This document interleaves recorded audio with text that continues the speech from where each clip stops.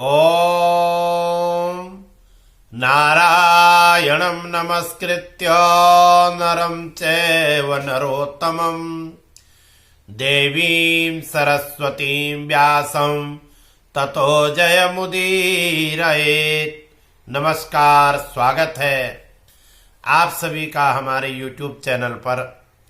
आज मैं उपस्थित हूँ आप सभी को जानकारी देने के लिए पौर्णमासी व्रत और होलिका दहन के बारे में बताने के लिए।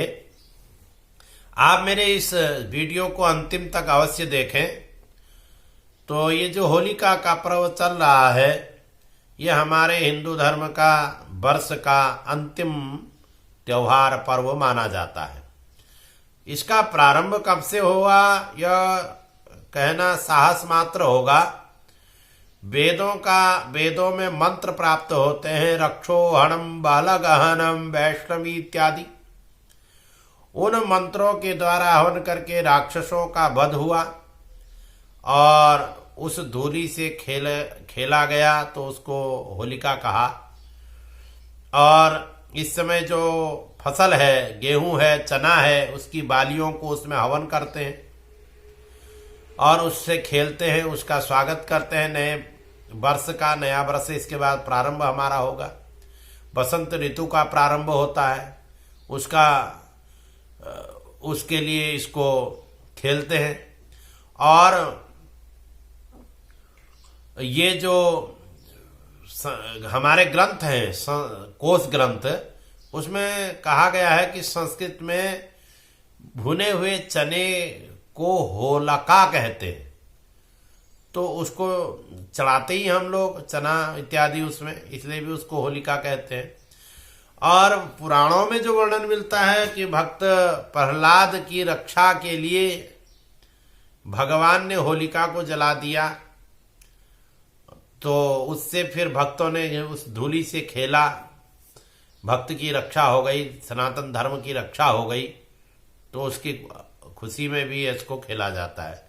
भविष्य पुराण इत्यादि में भी इनका वर्णन आता है और वैज्ञानिक कारण भी है। इस समय जो अब आने वाली जो ऋतु है, बसंत ऋतु, बिल्कुल मादक होती है। कफ इत्यादि विकार उसमें बढ़ते हैं और तो उससे पहले हम लोग जो चेचक इत्यादि होते हैं, उससे बचने के लिए भी इसमें पूजन किया जाता है। इसके बाद शीतला अष्टमी आती है। वो शीतला देवी माँ, उसकी माँ है, वो रक्षा करती है सभी प्राणियों की। इसलिए भी होलिका को हमारे यहाँ मनाया जाता है कि अब यह शिशिर ऋतु के बाद बसंत ऋतु में हम लोग यहाँ पर प्रवेश कर रहे हैं। वैज्ञानिक कारण भी इसके ऊपर में बहुत से हैं और चिकित्सा शास्त्र को जानने वाले लोग भी इसका बड़ा महत्व बताते हैं। सुश्रुत इत्यादि ग्रंथों में भी इसको, इस बसंत ऋतु के बारे में बहुत बृहद चर्चा है। तो अब जो ये होलिका दहन है, ये कब करना चाहिए, इस पर विषय पर बात है। जैसे कि शास्त्रों में वर्णन मिलता है कि पौर्णमासी को रात्रि के समय में इसको करना चाहिए, यदि भद्रा न हो तो जैसा कि आप जान रहे हैं कि 6 मार्च 2023 को भद्रा है और वो भद्रा चाहेगी दूसरे दिन सूर्योदय 7 तारीख को जो सूर्योदय होने वाला है 6:34 पर। तो उससे पहले भद्रा समाप्त हो जाएगी 5:14 पर।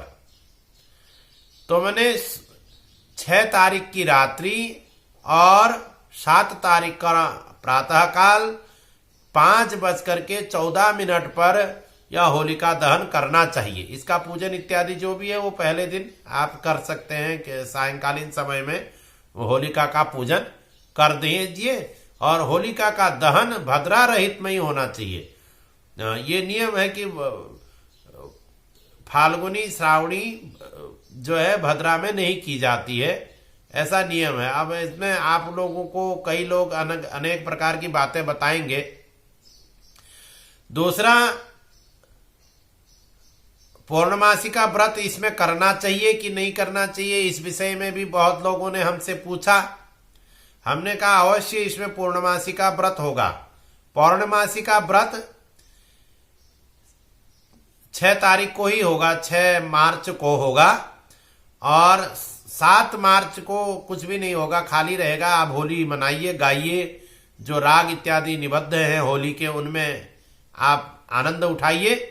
परंतु होली का जो धूलड़ी खेलनी है वो उदय व्यापनी प्रतिपदा 8 तारीख को है। 8 मार्च को होली खेली जाएगी और पौर्णमासी का व्रत 6 मार्च को किया जाएगा।